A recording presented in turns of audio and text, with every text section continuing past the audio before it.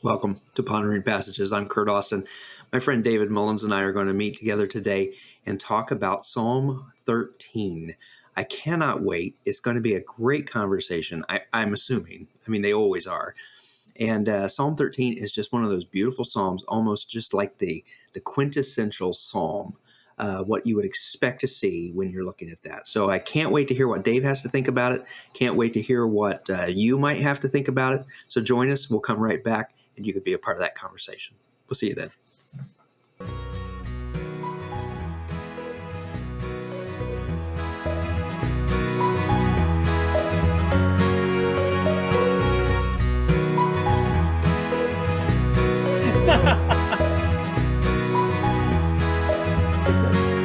Welcome to Pondering Passages. Thank you for joining us. My friend, real good friend right there, David Mullins. I'm right here. And He's I'm right here there. with, And Curt Austin. Right. Curt Austin. So we are joined together here by the hip as it comes to pondering passages. We're like Siamese twins related to the Psalms. And so we've been doing this now for a couple of years, which is just crazy to me. It is. And we are talking about Psalm 13 today. Dave, I know you hate this question, but what'd you think of Psalm 13? What didn't I think of Psalm 13? Ooh, even a better question. What didn't you think about Psalm 13? Well, I'm going to save it because something happens here, and I think it takes quite a bit of interpretation. All right. Well, let's dive right in. Let's not waste any time. So, as we're talking about this, verses 1 and 2. Oh Lord, how long will you forget me? Forever. Forever? Yeah, there's a big question mark there. Forever? Yeah, you have to do the inflections forever. Yeah, you got to do it up. Forever? How long will you look the other way? I'm hanging out with too many Canadians. They always end their sentences with questions. How long must I struggle with anguish in my soul, with sorrow in my heart every day? How long will my enemy have the upper hand? Yeah. I don't know what you noticed. One of the things I noticed here was the first verse. Oh Lord, how long will you forget me? Forever? Actually, yeah, forever. That is, God has just forgotten. But then that second line, how long will you look the other way? Right. Yeah, That it's is not. It's an intentional turning around, turning away from. Yeah. What do you think of that? I just was listening to this morning. We've been studying Moses at our small group, and so I pulled up. We really, this is an interesting thing that we all struggled with the actual biblical story of Moses, because in our minds we have the 10 Commandments with Charlton Heston, and we have the Prince of Egypt, the cartoon, and we have all of these images that are there above and beyond. But the opening song from the Prince of Egypt is, "When will you deliver us? Why has taken so long? What is it that you're, and so this crying out over and over and over again. And that perfectly aligns with the story of Exodus, where for 400 years. So there's a point, and I do wonder if there's a point where you start with they forgot. They just forgot. Yeah. Right. But after time, after pain, after experience, you start to say, you're not just forgetting, you're looking the other way. This is intentional. This is hurtful. Yeah. In this relationship we have with each other is now an intentional slight against who I am. Yeah. I mean, I'm right there. And I wonder, what was going through the psalmist's mind at this. And maybe I don't want to look into the psalmist's mind. I have no idea. I'm trying to put myself in that place. How long will you forget me? So I've been forgotten. I mean, that's not a good thing to begin with. Oh, no. Really, which better, to be forgotten or the fact that someone is intentionally looking the other way? I don't know. I don't know which is better. It's different. You could take we had friends that, my daughter and son-in-law, on their first anniversary, they both forgot when they got married. One year in. That doesn't bode well for the future. Well, no, it's I mean, it's a when you forget sometimes, it's just, you forgot. Yeah, It's not intentional. right. However, if instead of that you knew it and you ignored it, That does kick it up, doesn't it? right? It Yeah, changes it. yeah, So, how long will you look the other way? Verse 2, yeah, how long must I struggle with anguish in my soul? That is just I mean, it's beautiful. yeah. Really tells that story with sorrow in my heart every day. Sorrow in my heart every day. I think there's a lot of folks that are kind of in that place. Yep. There's an Yep. underlying sorrow. There's an underlying sadness Yeah. that is always just there under the surface. And we Yeah. we might plant a lot of things on top of that sorrow, but yet if we dig down even just a little bit, it's right there.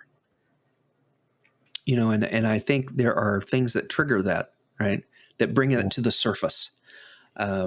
And you wonder, let's go back to the Israelites living in Egypt for 400 years. There's probably days where it's just stinks to be there, yeah, and then there are other days where the toil of their labor or the brutality of their masters brings that right up. yeah, That this is just, I cannot bear this anymore. yeah, Um, yeah, so that could be really hard. How long will my enemy have the upper hand?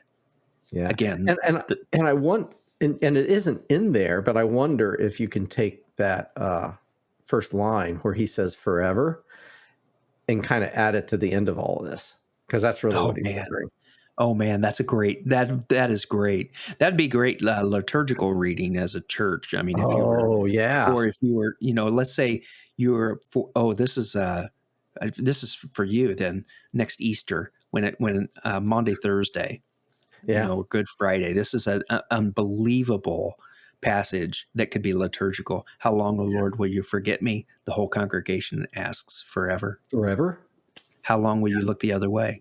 Forever. forever. Yeah, It's just that'd be beautiful. yeah. Oh, heartbreaking and beautiful. Heartbreaking for sure. Anything else on this? I don't think so. Verse 3, he then gives I guess the request, turn and answer me, O Lord my God. And I love this. Restore the sparkle to my eyes, or I will die. I like in verse 3, the first sentence ends with an exclamation point. Yeah. Turn and answer Turn and me. answer Oh me. my God. I mean, there's Yeah.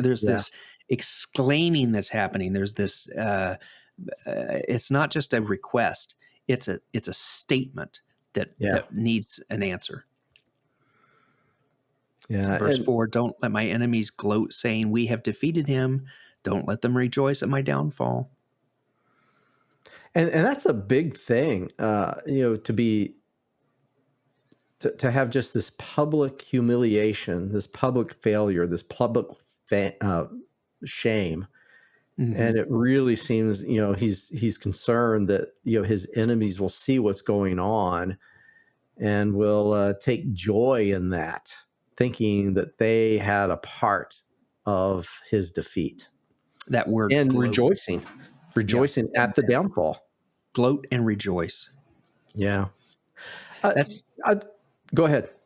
well, it's just the humiliation of that. Yeah. Right.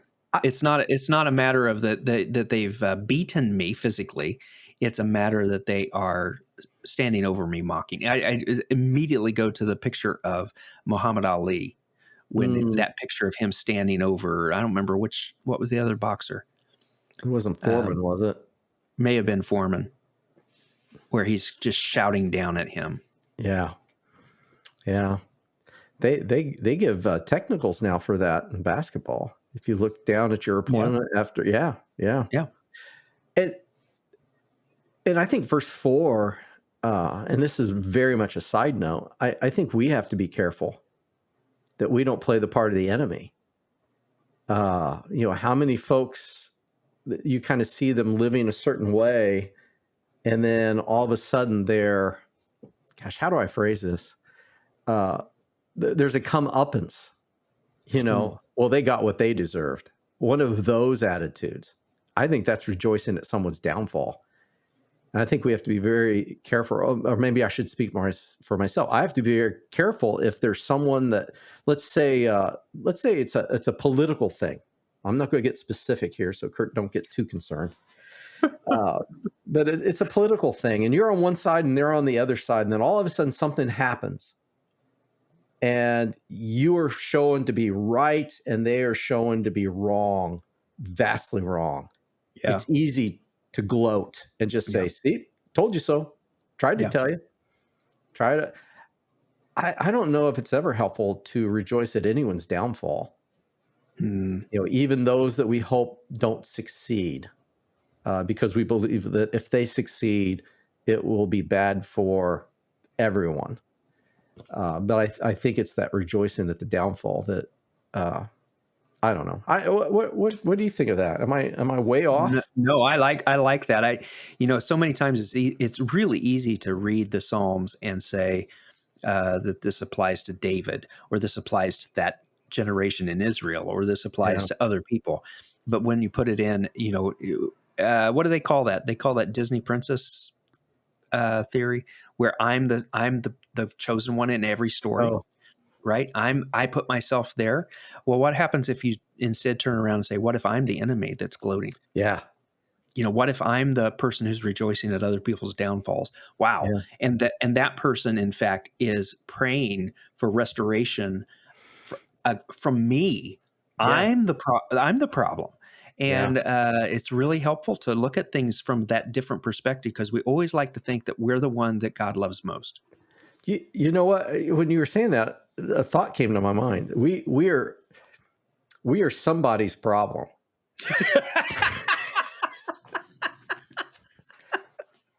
We might not know who that is, but we are somebody's problem. That's we don't yeah, we don't want to think about that. Yeah.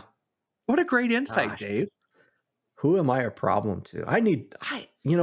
We need to stop here. I need to go apologize to my wife. I've been saying that for years, and she's been telling me that even longer. So no, she. I do think that there are people in our lives that and we have to be really careful, though. The other side of that is that we think people think about us a lot more than people think about us.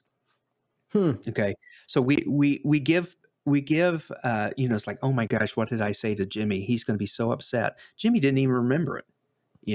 I've done Yeah. that. I've written letters to people to apologize, and they're like, what are you talking about? I, It, I don't even remember you doing that. there's another side to that. I had Oh, no, someone that what? was mad at me for 2 weeks, and I had no idea. Yeah. Yeah. Yeah, I had said I something told that just in story. passing. I didn't think Yep. anything of it, but it was.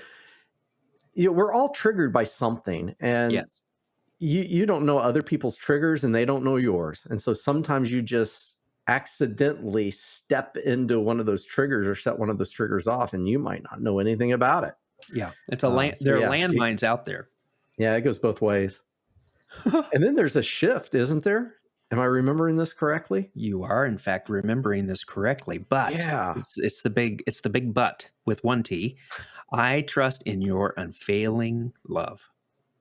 Let's go back and look at that verse 4 again. Don't Yeah. let the enemies gloat, saying, we have defeated him. Don't let them rejoice in my downfall, but I trust in your unfailing love. I will rejoice because you have rescued me. I will sing to the Lord because he is good to me. It seems out of place. It does not, to me. So one of the commentaries, we try to avoid really quoting a lot of commentaries, but there was a fantastic insight that this is a psalm that has three parts. The Yeah. first part, verses 1 and 2, 5 lines long, is the protest. This is the situation, God, right? This is the terrible thing that is happening in my life. And I love the fact that the psalmist uses 5 lines to tell the protest. It's like, let's just get it on the table, right? Let me tell you all about it. The second is the petition, where he's saying, God, can you please? He's asking. And the third after the petition is verses 5 and 6. And technically it's only 3 lines, because the I will sing to the Lord because he is good to me could be 1 line, is the praise. So you have that protest, the petition, and the praise, and you've got this. It is the quintessential psalm layout. Yeah. Here's the problem. Here's what I need. Thank God you're big enough to make that happen. Yeah. The one piece in here that kind of throws it out of crux is the past tense of verse 5. Because you have rescued me. And so I think there's some question of whether this was added in later, or they don't know how this was used, in the worship of Israel. And so it could have been the fact that a priest said this, or the congregation said this, or just really don't know. But it is interesting that verse 5 is in past tense. But is it a complete past tense, or is it a what's it called when it's past and present? Perfect. The perfect. So you haven't. It's not that you just rescued me in the past. It's that you're doing it today, and we know that you're going to do it in the future, kind of a thing. Yeah, Hebrew operates differently than what like the Greek would, and I think there are different tenses. Okay, all right. See, I don't know the Greek. I mean the Hebrew. Yeah, but I think sometimes you kind of have to trust the translations when you don't understand, and we probably should have looked at other translations to see if any of them had this in a present tense or a future. Okay, tense. let's do this. Anybody who's listening, go ahead and look that up for us. Put that in the chat. All right, put that down below, or send us a note through our Facebook or Instagram, and let us know, does verse 5 in any other translation, any other version that you're reading, whether it's any other except for the Message, don't use the Message. Yeah. We want ESV or NIV or even King James for that matter. What is the tense of verse 5? I will rejoice because you have rescued me. And a place where and this is why I said at the beginning, it takes some interpretation, because you could read it as like you did. You could read it as, well, maybe this was afterwards. Maybe he had so much faith that he was speaking the present, but looking toward the future when he was rescued. Or, and this is where I land, he has been rescued. Maybe not in this situation. Right. Yes. But he has been rescued in the past at some point. And so now he will sing because this is the shift of faith, and where we all find ourselves, because we're all in the middle of something. But the question is, can we say verses 5 and 6 honestly, even though we're going through a difficult time? Well, it's certainly a reminder of how we're going to get through that difficult time. It is not of our own strength. There's nothing in here where the Psalms, and a lot of Psalms are like, God shatter their teeth, break their arms, dash them against the rocks. None of those things.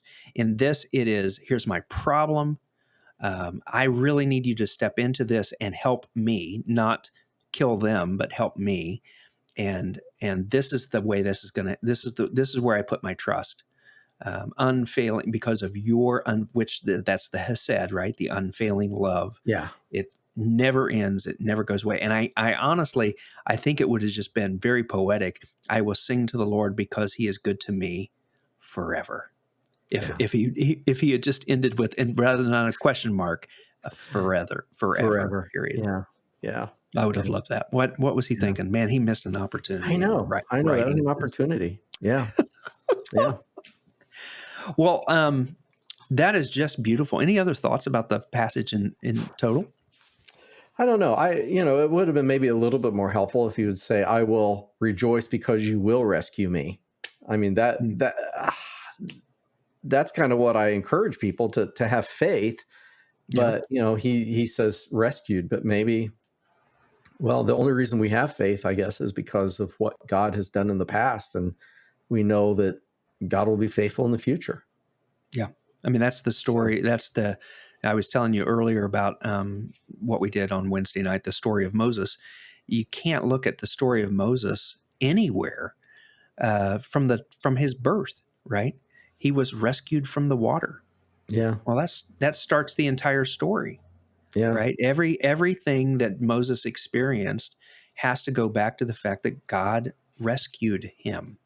Now, it didn't change the really unfortunate circumstances he found himself in as he was wandering the desert, or as he's taking care of sheep, or he's leading the Israelites, but he could always say God rescued me. yeah. And I think we have to reflect on that when we're in our absolute darkest times. When has God rescued you before? This You didn't get to this age When does God without stop God stepping in. rescuing you?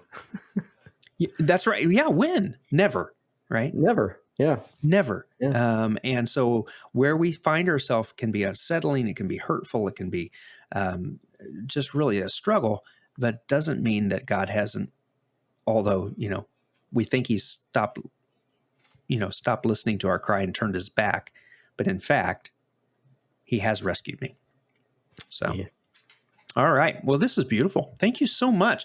For those of you who are seeing this on our website, ponderingpassages.com. I'm so glad that you were able to join us today. You will see our podcast there. You will see blogs. Dave added a blog this last month, and very, very nice. And so we try to keep up. This isn't our day job. So we try to add content and to help with that. If you want to follow us through Facebook, Instagram, YouTube, then you can do that as well. And we would love to hear your thoughts about what's happening with your life and how God is speaking to you through the passages. Any parting words, David? No, The Dr. Reverend David Mullins, right there. Did I do that right, or is it Reverend Doctor? I don't know. I always have to look it up. I don't do it very often. All right. Okay. Well, thank you all for joining us, and we will see you back here next week where we do Psalm 14. We'll see you then. Goodbye.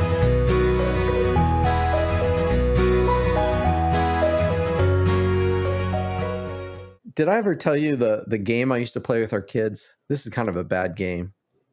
We called it Hipster or Homeless.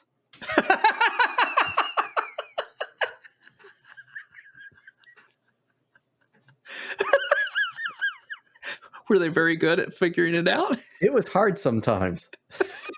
It really was.